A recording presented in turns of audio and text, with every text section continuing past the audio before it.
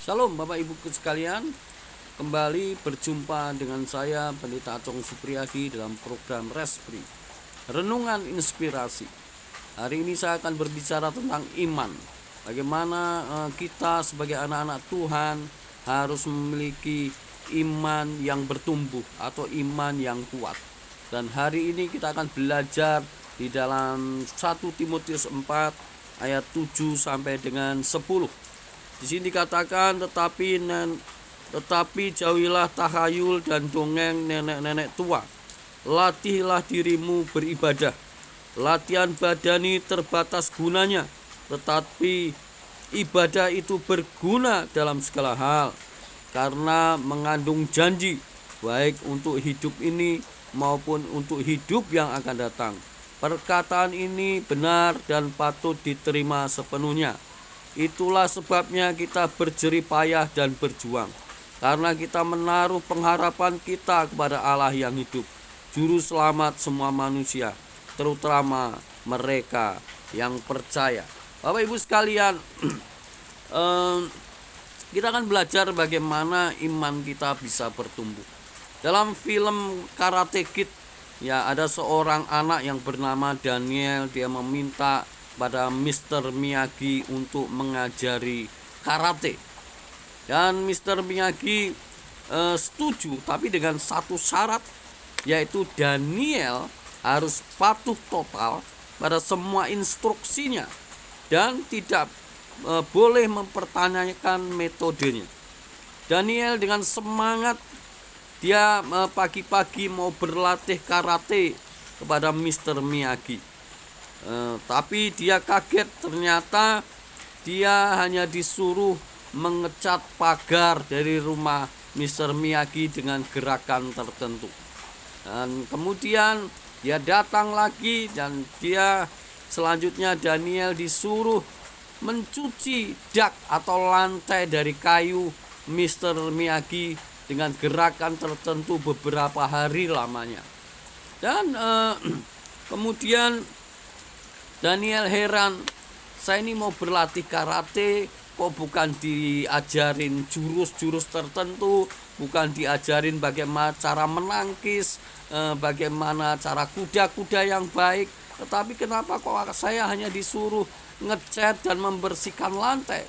Tapi pada waktu itu dia tidak mau bertanya, dia hanya mau taat, hanya mau melakukan apa yang diperintahkan Mr. Miyagi. Kemudian Mr. Miyagi menyuruh lagi pada Daniel untuk membersihkan 3 buah mobilnya yang butut itu, untuk mencucinya dengan gerakan tertentu. Kemudian Daniel sudah nggak tahan lagi. Dia marah dan berkata kepada Mr. Miyagi, saya di sini mau berlatih karate, saya di sini mau berlatih bagaimana saya bisa melakukan jurus-jurus karate. Kenapa kok kamu pekerjakan, kamu suruh saya bekerja? Saya ini mau berlatih karate. Kemudian Mr. Miyagi dengan marahnya, saya telah ajari kamu dengan jurus-jurus karate. Ya, kemudian Mr. Miyagi memukul si Daniel, dan Daniel dengan refleks dia menangkisnya. Kemudian Mr. Miyagi menendang si Daniel dengan refleks menangkisnya lagi. Kemudian Mr. Miyagi dengan kesal, dia pergi dan tinggalkan Daniel seorang diri. Kemudian saat Daniel akhirnya dia sadar bahwa apa yang diinginkan telah dia terima, yaitu Daniel menemukan apa yang gurunya ajarkan selama ini. Keterampilan terbentuk, yaitu dengan melakukan tindakan yang benar berulang kali. Begitu juga halnya dengan iman. Iman akan menjadi nyata ketika kita melakukan apa yang kita imani. Jadi iman akan menjadi nyata ketika kita melakukan apa yang kita imani. Latihan badani itu terguna atau terbatas gunanya, ya. Orang bisa sehat, orang bisa memiliki kekuatan dan kesehatan, tetapi saudara, dia akan tetap bisa sakit dan bisa terluka. Tetapi iman yang kuat itu bisa menopang kita untuk melewati setiap tragedi dalam kehidupan kita. Jadi iman itu berguna bukan hanya untuk hari ini, tetapi juga untuk hari yang akan datang. Iman berguna bukan hanya untuk tubuh yang sehat, tetapi jiwa yang sehat.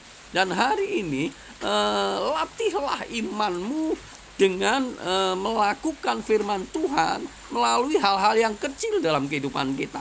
Mari kita latih iman kita dengan melakukan firman Tuhan.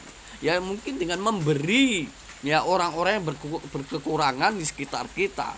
Ya, bersabar ketika ada orang-orang yang menyakiti kita. Ya, berusaha untuk melakukan firman Tuhan, bukan hanya retorika, bukan hanya status yang kita naikkan firman Tuhan, tetapi hidup kita nggak melakukan firman Tuhan.